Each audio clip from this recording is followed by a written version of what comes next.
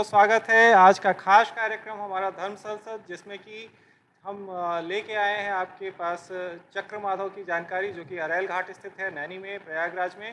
और हमारे साथ जुड़ चुके हैं स्वामी श्री अवधेश दास गिरी जी महाराज, जो कि संचालन करते हैं चक्र माधव का, और साथ ही गदा माधव के व्यवस्थापक भी हैं। आइए इनका स्वागत करते हैं और समझते हैं कि कौन कौन सी जो प्राचीनतम विशेषताएं हैं माधवों के बारे में। जी महाराज जी, अगर हम बात करें द्वादश माधव में, चक्र माधव की क्या विशेषता है और इससे कौन कौन से ताप जो हमारे दर्शक हैं वो उसको कैसे समझेंगे? मैं अवधेश दास जी महाराज, चक्रमाधव मंदिर, अरेल प्रयाग, नैनी, इलाहाबाद। चक्रमाधव भगवान का विशेषताएं ये हैं, पद्म पुराण में 46 अध्याय में इनका वर्णन है। बटस्य अग्नि कुड़े राजते चक्रमाधव। भगवान जो है चक्रमाधव भगवान बट वृक्ष के अग्नि कुंड में विराजमान है। और भगवान का ये पद्म पुराण में वर्णित है, जिसके अग्नि कुंड में भगवान ने गांव देवताओं के रथ रुका करते थे। तो यहाँ पर गांव सूर्याभिट गांव में स्थित है। इस गांव का नाम सूर्याभिट है। तो हम इस चक्रमाधव मंदिर के महंत अवधेश दास जी बोल रहे हैं, और इसके बाद गदा माधव मंदिर का महंत भी हूँ। द्वादश माधव मंदिर, द्वादश माधव भगवान के परिक्रमा मार्ग परिक्रमा कराने वाला मैंने सचिव हूँ। उसमें द्वादश माधव परिक्रमा हम लोग द्वादश माधव का 2014 से शुरू किए हैं। और उस परिक्रमा के माध्यम से जहाँ जहाँ माधव थे वहाँ हम लोग परिक्रमा प्रत्येक वर्ष कार्तिक एकादशी से कार्तिक पूर्णिमा तक 5 दिवसीय परिक्रमा होती है। जिस परिक्रमा का उद्देश्य हम लोग का ये है कि जिस तरह से आप अयोध्या में पंचकोशी परिक्रमा और आपका जो है परिक्रमा जो है वहाँ 12 कोसी परिक्रमा, इसी प्रकार से आप गोवर्धन में जो है भगवान गोवर्धन की परिक्रमा, 84 कोस परिक्रमा, बनारस की परिक्रमा, चित्रकूट कमतानाथ जी की परिक्रमा। तो हमारे प्रभु की प्रेरणा से ऐसे मन में आया कि हमारे प्रयागराज तीर्थों के राजा हैं और हमारे प्रयागराज में परिक्रमा बंद है, जो कि पहले भरद्वाज जी महाराज ने परिक्रमा को चलाया करते थे। कुछ काल बीतने के बाद हमारे प्रभुदत्त ब्रह्मचारी जी ने कुछ समय तक परिक्रमा को संचालित करते रहे, चलता रहा। इसके बाद परिक्रमा बहुत वर्षों से बंद थी। तो पुनः भगवान की प्रेरणा से हम लोग ये परिक्रमा का जो है घोर किए और परिक्रमा में पुनः कराते रहे। परिक्रमा के माध्यम से हम लोग ये भी सरकार तक भी पहुंचाए। सरकार ने 2018 वाला कुंभ के समय 22 लाख रुपया भी सभी माधव के लिए बजट पास किए थे। और इस प्रकार से धीरे धीरे हमारे माधव का, जिस तरह से आप काशी में भगवान शंकर का महत्व है, आपका अयोध्या में भगवान राम जन्मभूमि भगवान राम के महत्व है, इस प्रकार से भगवान कृष्ण के मथुरा में जन्मभूमि और भगवान कृष्ण का महत्व है। उसी प्रकार से ये प्रयागराज भगवान विष्णु प्रयाग क्षेत्र है और विष्णु भगवान का महत्व है। तीर्थों के राजा है भगवान। जब प्रलय काल आते हैं उस समय भगवान बटस्य पत्रस्य पुटे श्यानम बालम मुकुंद, भगवान बाल रूप में बट वृक्ष के पत्ते पर लेटे हुए नंग ध्रंग और अंगूठा पीते हुए सारी सृष्टि जल ही जल उस समय रहते हैं। भगवान ने कुछ काल बीतने के पश्चात उन्होंने मन में ऐसा आया कि अब सृष्टि किया जाए। तो उन्होंने प्रलय काल को दिखाने के लिए, साक्ष्य के लिए मार्कंडे जी को अपने इच्छा शक्ति से प्रकट करते हैं। और मार्कंडे जी को दिखाते देखे सारे सृष्टि में प्रलय है और कहीं कुछ नहीं, जल ही जल है। भगवान फिर वहीं से विष्णु भगवान ने मार्कंडे जी को साक्ष्य देने के बाद उन्होंने अनेक रूप आए। विष्णु प्रभु विष्णु भगवान विष्णु जो है अनेक रूपों में विख्यात हुए। वही जल, वही थल, वही पहाड़, वही सब कण कण में वही विराजमान, जिसको हम आप कहते हैं क्या परमात्मा सब जगह है, वास्तव में सब जगह है और सब वही है, कोई अलग है ही नहीं। वही पेड़ पौधा जंगल पहाड़ सात समुद्र जो भी कुछ है सब प्रभु ही हैं। और भगवान विष्णु को तो ये कहा गया है, नेति नेति वेदों ने कहा है, जो कि जिसका आदि है न अंत है, विराट है, विशंबर है, विष्णु है, जिसके सारे सृष्टि उनके अंदर है, उनके गर्भ में है। माँ यशोदा ने कही प्रभु कृष्ण भगवान जो है मिट्टी खा रहे थे बाल अवस्था में, तो माँ यशोदा कही मिट्टी खा रहे हो, बालक को डांटने लगे। भगवान मुंह फाड़ के दिखाए माँ को, नहीं माँ नहीं खाया हूँ। कहे मुँह फाड़ो, मुँह फाड़े तो पूरे ब्रह्मांड उसमें, माँ यशोदा भी उस गर्भ में आ गए। अब भगवान तो चर का मालिक है, पूरे ब्रह्मांड के नायक हैं। वो नायक भगवान विष्णु विशंभर आपका तीर्थराज प्रयाग में जो है विराजमान है और 12 रूप में विराजमान है। जिस प्रकार से आपका 12 ज्योतिर्लिंग है, उसी प्रकार से भगवान विष्णु का द्वादश माधव हैं। भगवान प्रयाग में इतने यज्ञ हुआ करता था कि वो यज्ञ के रक्षा सुरक्षा के लिए, प्रयाग के रक्षा के लिए भगवान 12 रूप में विराजमान हुए और संगम त्रिवेणी के चारों तरफ से भगवान ने सुरक्षा कवच लेकर के अपना सुरक्षा कर रहे हैं। और भगवान जब प्रयाग में यज्ञ हुआ करता था तो उसमें स्वयं देवी देवताओं आते थे, वो यज्ञ में भाग लिया करते, अपने अविवाह को ग्रहण किया करते थे। उस समय ये हमारे सूर्याभीट गांव के नाम है। ये गांव में जहाँ भगवान चक्रमाधव विराजमान हैं, ये सूर्य भगवान का यहाँ रथ रुका करता था, यहाँ सूर्याभीट गांव का नाम पड़ा। इससे पूर्व साइड में देवरथ, देवताओं का रथ रुका करता था, वहाँ पर देवरथ नाम पड़ा गांव का। देवताओं का रथ वहाँ रुकता था, वहाँ से भगवान जा करके और यज्ञ में भाग लिया करते। इससे आगे अरेल नाम अभी पड़ा है। अरलकपुर पहले था, राजधानी राजा का था, जो कि वो अरेल भगवान जो है अरेल गांव में राजाओं का राज्य था। इसके बाद आगे जाने के बाद अकबर बीरबल का राज थी, जो किला आपका है उसमें जो है अकबर बीरबल का राज रही। उस झूसी छतनाग में आपका जो है अंधेर नगरी चौपट राजा, जिसको आपने पढ़े होंगे, वो राज्य था उनका राजधानी। तो यहाँ राजाओं का, देवताओं का यहाँ पूर्व काल से ही बड़ी ही प्रतिष्ठित थे और बड़े बड़े राजाओं यहाँ रहा करते थे। मान्यता समान था। भगवान तीर्थराज प्रयाग में स्वयं 12 रूप में विराजमान हैं और इनके विराजमान होने के नाते तीर्थों के राजा हैं।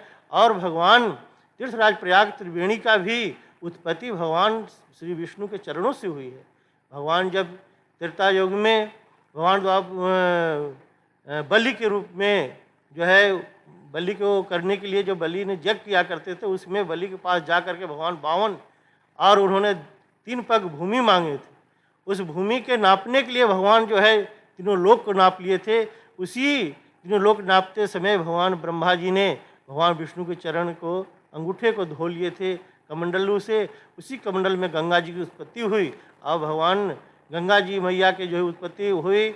और जटा से भी भगवान शंकर से फिर उत्पत्ति होकर के गौमुख से होते हुए और गंगा मैया प्रयागराज तक पधारी। तो वो गंगा मैया और जमुना मैया और माँ सरस्वती तीनों के त्रिवेणी के रूप में भगवान इस समय वर्तमान रूप में जो है, जब काल प्रलय काल के रूप में भगवान वट वृक्ष के ऊपर रहते हैं और जब ये काल आ जाते हैं तो काल के अनुसार भगवान संगम त्रिवेणी के रूप में संगम तट पर भगवान जो है त्रिवेणी में शेष सैया पर शयन करते हुए, वो विश्वम्भर रूप जो पुष्कर में आप दर्शन किए होंगे, भगवान लेटे हुए शेष सैया पर, माँ लक्ष्मी जो है पाँव दबा रहे, नाभि से कमल ब्रह्मा जी हैं। तो उस सीन में भगवान त्रिवेणी संगम में विराजमान होते हैं। और हम सब परिक्रमा जब द्वादश माधव की शुरुआत करते हैं तो मूल माधव के रूप में, त्रिवेणी माधव के रूप में भगवान के वहाँ स्नान पूजन ध्यान और फूल माला अगरबत्ती सब करके और वहाँ से भगवान को प्रणाम करके और त्रिवेणी माधव से शुरुआत करते हैं। गाते बजाते जुलूस के साथ भगवान के लेकर के यात्रा शुरू करते हैं। प्रथम दिवस यात्रा संगम त्रिवेणी से शुरुआत होती है। वहाँ से होते हुए बड़े हनुमान जी को दर्शन करते हैं, क्योंकि बड़े हनुमान जी जो हैं भगवान जहाँ है वहाँ हनुमान जी हैं। क्योंकि देखिए महाभारत की लड़ाई में भी हनुमान जी झंडे पर थे। तो जब प्रभु चलेंगे तो भगवान हनुमान जी की चलना अति आवश्यक है। तो हनुमान जी की लेकर के हम लोग वहाँ से आगे बढ़ते हैं। राधा कृष्ण मंदिर बंधुआ पर दर्शन करते हुए ठाकुर जी के, आप काली मंदिर, काली सड़क आप प्रसिद्ध हैं, प्राचीन मंदिर है, वहाँ दर्शन करते हुए फिर हम लोग भरद्वाज आपका बेणी माधव, दारागंज में बेणी माधव दर्शन करते हैं। प्रथम दिवस की यात्रा हम लोग का है। ये बेणी माधव दर्शन करते हुए आपका फिर क्या बोलते हैं दशाश्वमेध घाट पर आपका ब्रह्मेश्वर महादेव हैं, जो कि ब्रह्मा जी के द्वारा प्रतिष्ठित किए हुए हैं। वहाँ दर्शन करते हुए आगे बढ़ते हैं नागवासुकी में। नागवासुकी भगवान के दर्शन करते हैं। नागवासुकी मंदिर के प्रांगण में वहाँ 80 माधव भगवान हैं, वहाँ दर्शन करते हुए आगे की ओर बढ़ते हैं। बक्सीबान होते हुए भरद्वाज मुनि जी के आश्रम, उनका दर्शन करते हुए महाराज के दर्शन करते पूजन करते हुए आगे हम लोग पहुँचते हैं बिंदु माधव भगवान जब त्रेता युग में जब वनवास को जा रहे थे तो भगवान जो है सिंगबेरपुर, उस तट को बोलते हैं सिंगबेरपुर नैया पर चढ़े थे और इस तट को बोलते हैं जो है द्रौपदी घाट। तो इस घाट पर आगे भगवान उतरे थे। वहाँ पर बिंदु माधव आपका विराजमान है। वहाँ बिंदु माधव दर्शन करते हुए आगे चौफाटका के पास अनंत माधव भगवान हैं।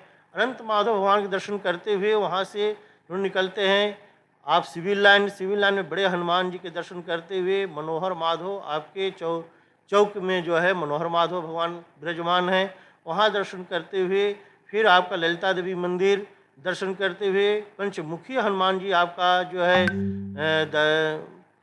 यहाँ दरागंज में आपका जो है गौ घाट पर जो है आपका पंचमुखी हनुमान जी दर्शन करते हुए इसके बाद आगे आगे यहाँ जमुना पुल के पास जो है भगवान लड्डू गोपाल भगवान जो है गोपाल जी का मंदिर बहुत ही प्राचीन मंदिर है, वहाँ दर्शन करते हुए हम लोग आलोपी मैया आपका जो है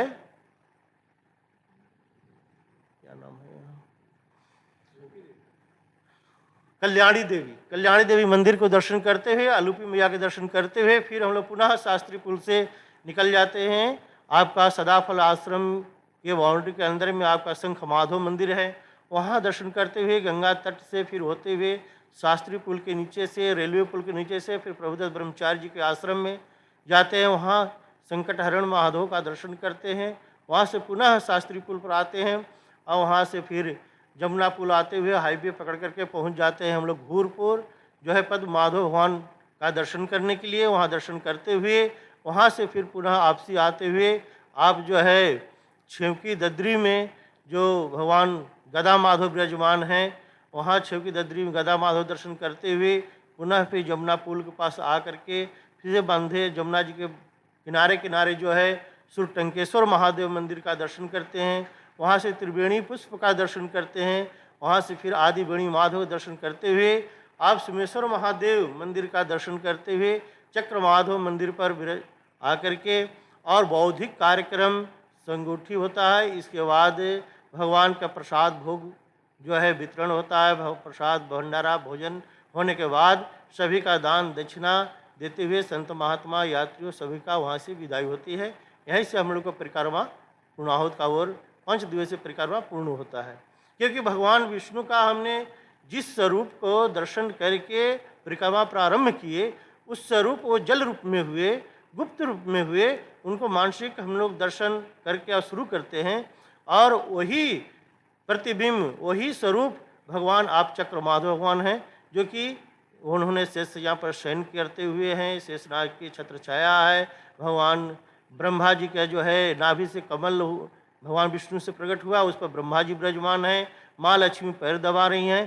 तो ये सीन के जहाँ से हमने शुरुआत किए उसी सीन पर आकर के वो जल रूप में हुए, ये थल रूप में हुए और यहाँ हम लोग इससे कार्यक्रम के पुनः पूर्णाहुत करते हैं और यहीं से सबको बड़े विदाई दे करके और भगवान के यहाँ से बौद्धिक कार्यक्रम होने के बाद प्रमाण पत्र भी दिया जाता है। परिक्रमा जो करते हैं 5 दिवस में जो सब शामिल होते हैं उनको प्रमाण पत्र दिया जाता है और दान दक्षिणा दे करके संतों महात्मा की विदाई की जाती है। ये द्वादश माधव भगवान का जो है। अब माधव भगवान जो है ये तो जिसको हमने आप जो कहते हैं कि प्रभु एको न द्वितीयो नास्ति, एक होते हुए अनेकों व्याप्त है। हम आप जिसे शरीर के कहते हैं कि 2 हाथ 2 कान 2 नाक 2 मुँह सब कुछ है, सारी चीज़ 2 अंग बनाए, लेकिन एक शरीर का अंग है। इसी प्रकार से परमात्मा एक है, अनेकों व्याप्त हैं और वो अपने अपने कार्य सब अपने अपने जिस नाम से है वो अपने कार्य करते हैं। ये तो भगवान एको न द्वितीय नास्ति, एक ही जगदीश है, जगन्नाथ है। आप एक के मानेंगे सबको मान लिए। किसी भी ग्रंथ में जाइए, किसी भी भगवान के पास जाइए, कोई भी भगवान का ग्रंथ छोटा नहीं है, न कोई भगवान छोटे हैं। सब कोई छोटे हैं न कोई बड़े हैं, तो सब बड़े ही हैं, तो सब एक ही हैं। हमारा तो यहाँ तक शुद्ध है कि सब एक ही हैं और एक ही सब में विराजमान है और एक ही सब कार्य करते हैं और एक से ही सब कुछ है। और ये संसार 2 का ही पहलू है। र और म 2 ही अक्षर है, जो कि भगवान राम ने जो है रामायण में वर्णित जब हुआ, मानस का वर्णन हुआ, तो भगवान शंकर जी ने र और म 2 रखे बल्कि सारी श्लोक मानस के बांट दी और र और म के ही अक्षर से ये संसार में 2 का नर और नारी का ही उद्घोष है। नर और नारी से ही 84 लाख योनि में चल रही है। जिस भी योनि में जाइए 2 का ही प्रधानता है, नर है तो नारी है। एक ही ये वही काली, वही दुर्गा, वही सरस्वती, वही सब। एक नारी है तो अनेक नारियों में एक ही है, एक पुरुष है तो अनेक पुरुषों में वही है। जब प्रभु अनेक रूप आए विष्णु प्रभु, तो वही पुरुषों में है, अनेक रूप आए। वही पुरुष एक ही शरीर से अनेक रूप में है। कहीं कैसे हैं तो वही जो है किसी के चाचा हैं, किसी को पिता हैं, किसी के जो है बाबा हैं, भाई है, बहन, मतलब एक नाताओं जिसके जिस नाता से जुड़ा हुआ है वो उसी नाता से उसको देखता है। इसी तरह से महिलाओं को भी देखता है, जिसके जिस नाता से जुड़ा है वो नाता। एक नारी अनेक रूप में है, एक नर अनेक रूप में है, एक परमात्मा अनेक रूप में है। इतनी पर हम अपने वाणी को विराम करते हुए हमने आपको द्वादश माधव के शॉर्टेज में आपको जो भी परिचय दिए, बाकी आप और जानकारी लेना चाहे तो प्रश्न करें, हम बताने के लिए। जी, महाराज जी, आपने अच्छी व्याख्या करी और ये भी बताया कि क्या महात्म्य है द्वादश माधव का और कैसे आप 5 दिवसीय परिक्रमा जो है सो पूरी करके एक आध्यात्मिक लाभ ले सकते हैं। इसके अलावा अगर हम थोड़ा और अच्छे तरीके से मैं इसमें जानना चाहूँगा कि इतने प्राचीन मंदिर होते हुए भी मैं कई माधव गया, जैसे शंख माधव का आपने उदाहरण दिया, पद्म माधव का उदाहरण दिया, आदि माधव का उदाहरण दिया, महंत तो छोड़ दीजिए, पुजारी भी नहीं दिखाई देते। ऐसी ऐसी दुर्दशा की स्थिति का क्या कारण है और इसका समाधान क्या है? कारण तो ये है कि हमारा पहले तो हिंदू समाज में संत महंत लोग जो बड़े बड़े हमारे हैं गुरुजन, इस पर विशेष ध्यान नहीं दिए, पहली बात। दूसरी बात, हमारी सरकार भी ये प्राचीन पर नहीं ध्यान दिए, क्योंकि सरकार भी अपनी थी नहीं, उस तरह से सरकार थी कि जो कि मठ मंदिरों पर उतना ध्यान नहीं दिया करती थी। और सबसे बड़ी चीज़ तो यह है कि हमारे जो पूर्वज, हमारे जो गुरुजन थे, वो सभी मंदिरों पर नहीं ध्यान दिए। मठ मंदिर तो बहुत बड़े बड़े अच्छे अच्छे बन गए, लेकिन देखिए एक वृद्ध माता पिता का महत्व एक अलग होती है, एक प्राण प्रतिष्ठित एक ग्रंथ में वर्णित एक स्थान है, इनका महत्व एक अलग है। तो इसमें हमारे तो सबसे बड़ी चीज़ है कि हमारे हिंदू समाज का ही कमी कहिए या संत महंतों का ये कहिए या प्रभु के ही इच्छा या नहीं ऐसे कोई के पात्र चुने कि ये होना। लेकिन आज प्रभु ने यह है कि द्वादश माधव में स्थिति देखते हुए स्वयं मैं दुखित हूँ ये स्थिति को देख करके। अभी तक हमारा देश जो है कितने वर्ष गुलाम होने के बाद जो स्वतंत्र हुआ, इसके बावजूद भी लोग जो है इस पर ध्यान नहीं दिए और इस पर बढ़ चढ़ के संत महात्मा को ध्यान देना चाह रहा था, जो कि अभी हमने पिछले वर्ष 2 वर्ष हो रहा है, जो कि हमने गदा माधव भगवान के यहाँ देखते तो आपका बिल्कुल उस पर लोग गैया गोबर वोबर पाथा करते थे, उनका एकदम जीर्ण सी स्थिति थी। फिर हम लोग उस पर ठीक ठाक करा करके भगवान के जो है बनारस से मूर्ति ला करके उनको धूमधाम से भंडारा वगैरह खंड कीर्तन करा करके उनको प्राण प्रतिष्ठा की गई। और अभी भी एक जो है आपका सुजावन देव जहाँ पर हैं, पद्म माधव जी हैं, वहाँ पर अभी मूर्ति स्थापना नहीं हुई है। हम सबका है ऐसा भावना भाव, वहाँ एक मंदिर छोटी बना के ऊपर में पद्म माधव भगवान के विराजमान करेंगे। अभी तो डेट तारीख नहीं बता सकते, लेकिन प्रभु चाहेंगे तो वहाँ पर भी होंगे। बकीवा इधर तो और माधव का प्राण प्रतिष्ठा हो गई है, लेकिन होने के बावजूद भी संचालन सही नहीं हो पा रहा। आपका कहना बहुत ही मतलब हमने जो सुंदर आप प्रश्न पूछे, जो कि कहीं कहीं ऐसा स्थिति है कि लोग आरती करके अब चले जाते हैं, भगवान के भोग प्रसाद नहीं लग रहे हैं। नियमित लोग दर्शन करने जाते हैं, उन लोग का मंदिर खोल के दर्शन नहीं किया जाता है, बाहरी से दर्शन करके चले आते हैं, पट बंद रहता है। तो ये बड़ा ही कमी है हमारे द्वादश माधव। अब संत महंतों की मैं बताऊंगा कि और एक सबसे बड़ी कमी तो ये है कि अभी जो हैं भी वो भी एक संगठन बना करके संगठित होकर के और हमारे कोई साथ विशेष दे नहीं रहे हैं। ये तो जन जागरण प्रभु की कृपा के लगे हुए हैं। अब प्रभु जैसे आगे बढ़ावें, हमारा उद्देश्य यही है कि द्वादश माधव ऐसे सद धज के दुल्हन जैसा हो जाए कि प्रयाग में लोग आवें तो दर्शन करें और भगवान के संपूर्ण त्रिवेणी स्नान के बाद फल प्राप्ति अगर व्यक्ति करे तो द्वादश माधव का दर्शन जरूर करे, तभी फल का प्राप्ति। देखिए अगर किसी घर में अगर हम जाते हैं और उनके लड़के बच्चे से बहुत अच्छे हम हंस खेल के चले आते हैं और उनके बूढ़े माता पिता से हम नहीं मिलेंगे, तो बूढ़े माता पिता जी को क्या लगेगा कि देखिए हमारे लड़के से देखे करके गए, हमको नहीं मिले। तो ये हमारा बनता है कि पूर्वज हमारे भगवान, हमारे इष्ट हमारे भगवान हैं, तो इनके चरणों से गंगा मैया की उत्पत्ति हुई है, तो हम गंगा स्नान करके चले जाएं और माधव दर्शन न करें, माधव के चरणामृत न पाए, तो ये पूर्ण रूप से तो हम नहीं जानते कि फल प्राप्ति का होगा। और हमारे तो हृदय के प्रभु के प्रेरणा से ऐसा सोच है कि प्रयाग में 12 माधव तो अपने अपने जगह पर हैं और जगह का महत्व जिस तरह से रामलला का है उस तरह से महत्व है और जगह का सब मतलब। लेकिन ये 12 माधव के अलावा भी हमारा ये भी सरकार से या संत महंतों से सपोर्ट या सहयोग का मांग है कि एक ऐसा द्वादश माधव केंद्र बिंदु बने जिसमें 12 माधव का जो है मूर्ति लगे और 12 माधव का एक ही मंदिर में जाने में दर्शन कर लें। जिनकी इच्छा हो जहाँ जहाँ 12 माधव वहाँ वहाँ जा करके दर्शन करें। उसमें तो दिन भर लग जाएगा अगर एक दिन दर्शन करना चाहे तो उसमें लोग के पास टाइम है नहीं है, कर पाए ना कर पाए। लेकिन हमारी थी कि जिस तरह से एक केंद्र बिंदु बने, जिससे लोग गंगा स्नान करके सुलभ हो कि स्नान करके और एक ही मंदिर में जाएं और वहाँ से बारह माधव दर्शन करके प्रसाद करके और निकल जाए। तो ये हमारी हार्दिक इच्छा थी। प्रभु देखिए पूर्ण करते हैं क्या करते हैं, लेकिन ऐसा प्रेरणा है प्रभु की एक केंद्र बिंदु बने प्रयागराज में। जिस प्रकार से हमारे काशी में भगवान शंकर जी के केंद्र बिंदु, जब भी नाम लीजिए काशी में तो भगवान शंकर, जब भी अयोध्या में भगवान रामलला की जन्मभूमि, कहो आप जब भी जो है नाम लीजिए जो है आप मथुरा के तो वहाँ भगवान कृष्ण के। तो इस प्रकार से एक केंद्र बिंदु भगवान विष्णु का जो है एक विराट स्वरूप, विराट मंदिर और विराट उनका बने, जिससे हम उस मंदिर के अंदर जाते ही बारह माधव के स्वरूप का दर्शन कर लें। टाइम अभाव के चलते लोग बारह माधव के न कर पाए, तो उसमें जाते ही कम समय में सभी का दर्शन हो जाए। ये हमारे हार्दिक ऐसी थी और ये मांग है सरकार से भी और हमारे बड़े पूज्य गुरुजनों से भी है कि इस पर हमारे सपोर्ट सहयोग करें और ये मनोकामना ठाकुर जी पूर्ण करावे करें तो बहुत ही अच्छा रहेगा। देखिए 2 दिन की ज़िंदगी है, कोई व्यक्ति यहाँ आया नहीं, यही सब कर जाता है, छोड़ जाता है, यही सब ऐतिहासिक कार्य होता है और भगवान जिससे जो कराना होता है वही से कराते हैं। हम तो अबोध और एक छोटे बालक हैं, जो भी त्रुटियाँ हो उसको हम अपने गुरुजनों से कहेंगे क्षमा करते हुए इसमें सुधार करें और आगे की ओर इसे अग्रगण करें, बढ़ावें। यही हमारे प्रणाम और आप सबसे सहयोग। ये जो प्रशासन है, एक मेरा और प्रश्न है, क्योंकि हम पिछले करीब 7-8 महीने से माधवों की कोशिश कर रहे हैं कि इनकी स्थिति सुदृढ़ हो सके। हमारी जो जन मीडिया टीवी की जो टीम है, उनका भी हमेशा ये मांग रहा है कि इतने प्राचीन मंदिर को और अच्छे तरीके से सुदृढ़ किया जाए। प्रशासन ने भी उसको अप्रिसिएट किया हमारे मुद्दे को, और जीर्णोद्धार की जो बात है उसमें 2 पॉइंट समथिंग करोड़ के आसपास का एक बजट दिया गया है, जिसमें कि 12 माधवों को और अच्छे तरीके से उसको परिकल्पित किया जाए, ताकि लोगों के पास आने जाने की भी सुविधा हो और जो दर्शन के लाभार्थी हैं उनको दर्शन की भी सुविधा हो। इसमें आप और क्या मांग रखना चाहेंगे गवर्नमेंट से, इसके विषय में?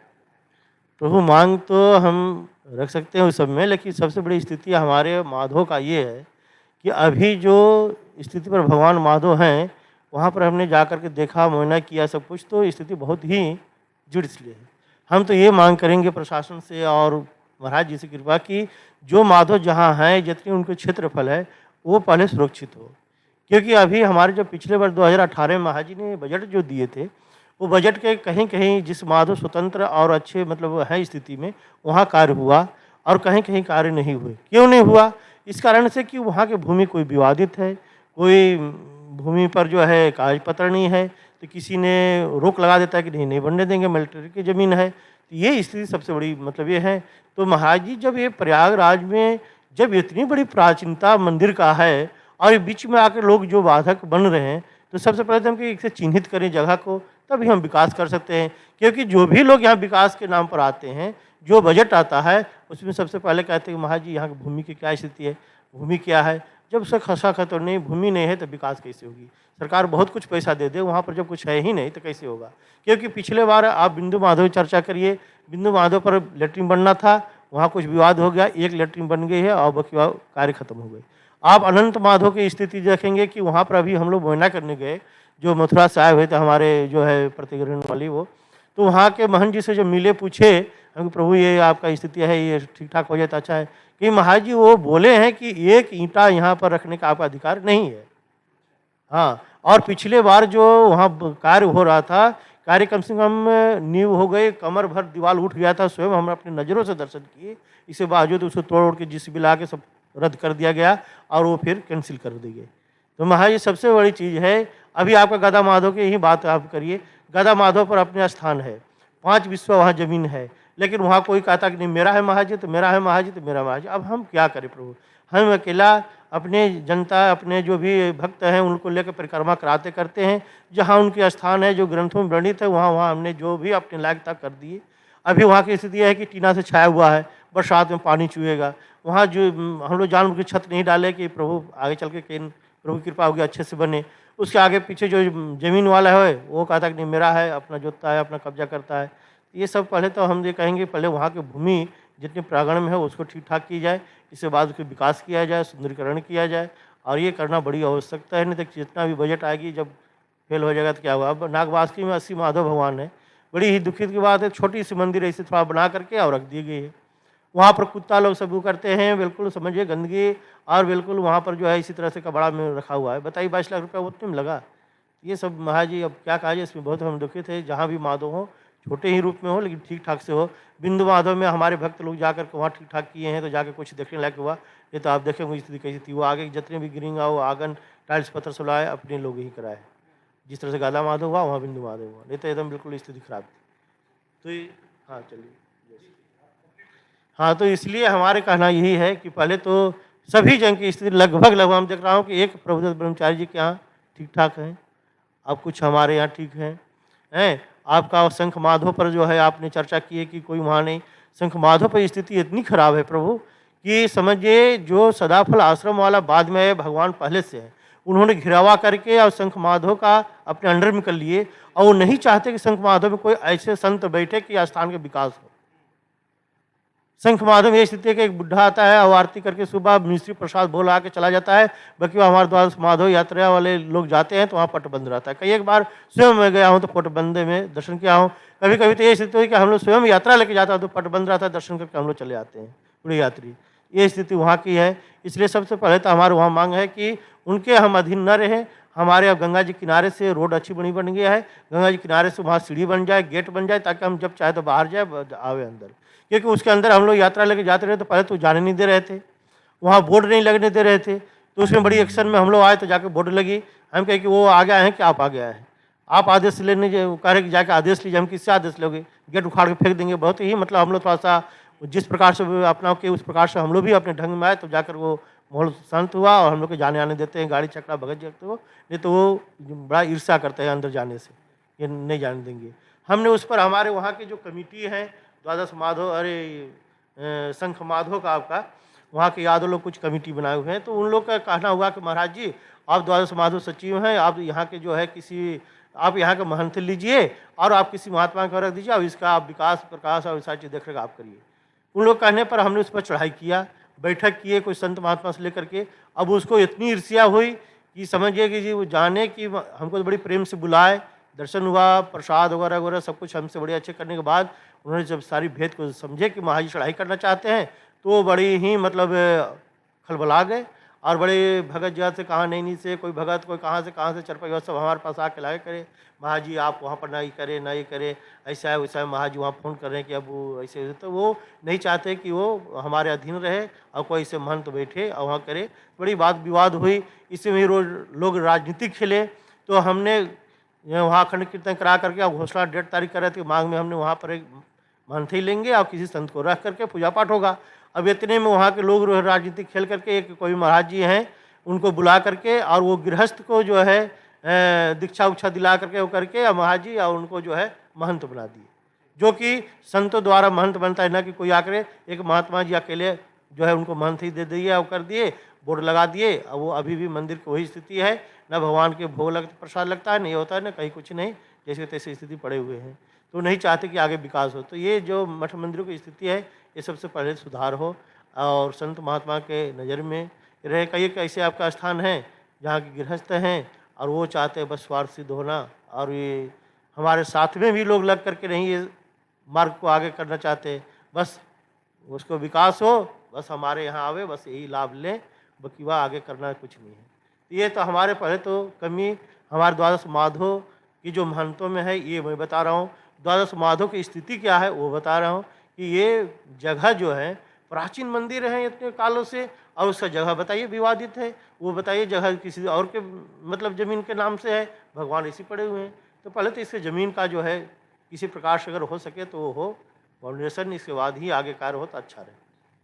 जैसा कि आपने अगर बनारस में काशी कॉरिडोर की बात करें तो जो व्यवस्था की गई जिसमें कई पुराने मंदिरों को जीर्णोद्धार किया गया, वैसी ही कुछ मांग जो है सो हमारे साथ स्वामी श्री अवधेश दास जी महाराज कर रहे हैं कि इतने प्राचीन मंदिर जिनका पुराणों में वर्णन है, चाहे वो चक्र माधव हो, चाहे वो शंख माधव हो, चाहे वो वेड़ी माधव हो, वहाँ पे भी जो एहतियातन लोगों द्वारा जो ज़मीनों का कब्जा किया गया या उन पे इस तरह के जो अभी अभी के स्थिति में हम बात करें तो जो जो होना चाहिए, जिस स्थिति में होनी चाहिए थी मंदिर का प्रांगण जितना बड़ा होना चाहिए, या फिर आप कहिए कि जो दायरा होना चाहिए, उस स्थिति में नहीं दिखाई देता है।